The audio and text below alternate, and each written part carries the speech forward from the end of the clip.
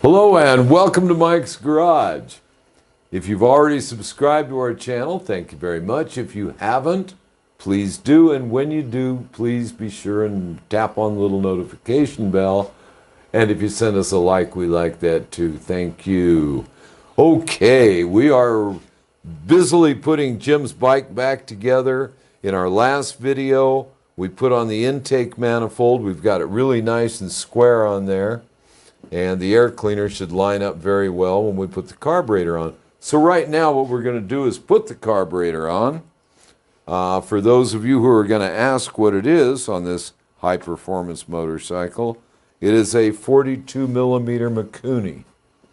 Now this rubber seal here, whenever you're doing a manifold, whenever you have your carburetor off, it's a wonderful thing to replace this seal. It just slides right on. But by putting the carburetor on, you run the risk of chafing the inside of it as you install the carburetor. I don't want to do that, so a little dish soap in there goes a long way. This thing will slide right on. So what we're going to do now is just slide it right on. This is the overflow tube, which I believe can go right through there. Got it, Jim? Yep. He knows where these things on his bike go better than I do. Notice that I didn't put the top motor mount on yet. Now I'm going to slide this right in.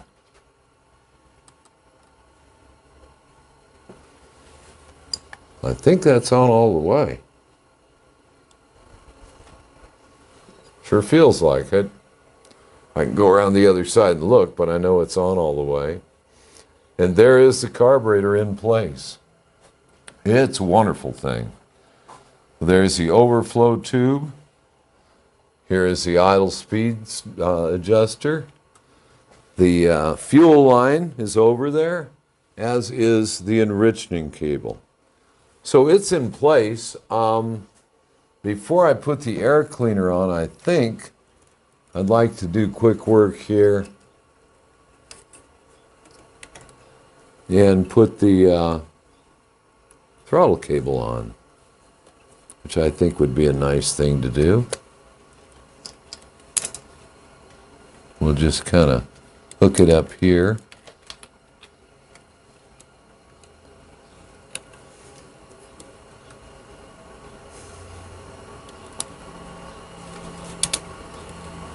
And there it is there. And there it is there. And it's in place. And I can adjust it later, but there it is. We're certainly not getting a full throw on it. Oh, you've got a return cable too, I forgot. I'm still used to old bikes. They don't have return cables.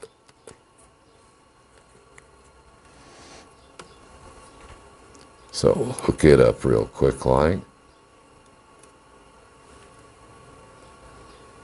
That little sleeve can slide up out of your way. That goes up onto the... Oh, it goes up above. Up above, yeah. Yeah, okay. Let's get it out of the way. And we'll have to see about the routing of that wire up there too. Yeah. But that's all right, because we still have the tank saw. And this little spring has to go right there. It goes in that tube, right there. That's the rebound spring for the return cable. There it is. Yeah, we'll adjust those when we're done. Yep. Okay, carburetor is on. Next thing is the air cleaner. Now, this is a real Jim air cleaner. Now, Jim has hooked up his breathers and all that, and I believe that just goes right down in there, doesn't it, Jim? Yep. Just drops right down in there. Now, do I need to put a little dish soap around that air cleaner? I think I do. There you go. Thank you very much.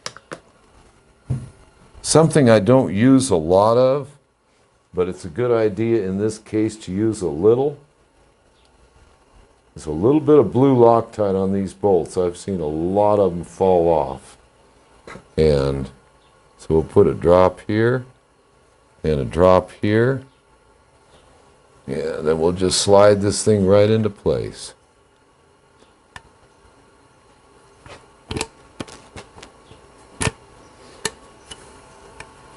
And you got to get a little bit of wiggle on these going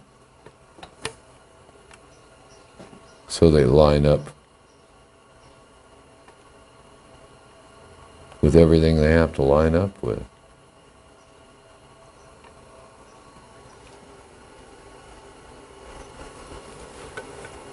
There's a shoulder in there. You have to clear that shoulder. And right now, it's not going through there it is. I'm just putting it sort of loosely in position, and then I find holding it out like that to get it started. Oh, I get it. Yeah, you got it. Yeah, Now, we'll get a little further in.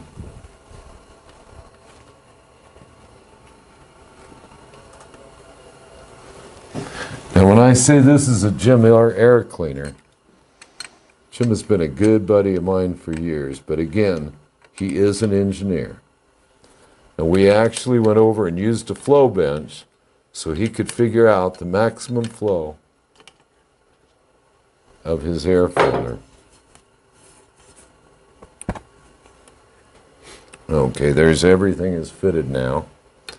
Again, getting that manifold, which we did in the last video, getting that manifold square makes all the difference. Oh yeah, this thing's just going together nice and easy. Especially for this setup. Oh yeah. Well, Jim did a whole air cleaner here. He did his external breathers. I think it was with a lot of hardware that he found around my shop. The O-rings and all that stuff here we did with white lithium grease. Now notice I'm using a short wrench. These air cleaner bolts, these big bolts, these breather bolts are made out of some really weak stuff, and they're hollow. They're really easy to break with a big wrench. This here is a heat shield Jim made out of a pie plate. A stainless steel backpacking plate / Oh, excuse bowl. me. Yeah. Looks like a pie plate to me. Yeah, trying to keep the radiant heat away from the intake, and a tall intake to enhance the flow, turning the corner into the carburetor. Just trying to adapt things from hot rod books. Sure, sure. I only badmouth you because I can. Yeah. Sure. Yeah, cheap, easy, But that's fun. Jim's wonderful air cleaner. The other thing about Jim's wonderful air cleaner, and I'm not going to put it on, Okay. is the air cleaner cover. This is beautiful. It's stainless steel. He hand polished it.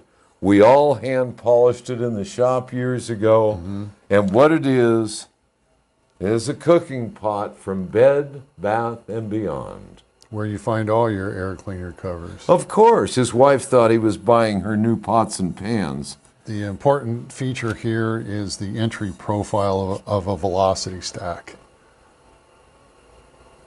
You know, I can't laugh at him too hard because the stuff he does... The principles are works. good, but who knows if it makes a difference, right? You do. You do. It's all about you, and I think that's fine. Yeah. And this thing is beautiful in place, and we'll show it when we're done because we've still got to mount tanks and things like that on the bike. But anyway, there is the carburetor installed. There is the air cleaner installed. In our next video, we will install the motor mount and go from there. We're getting real close on this thing.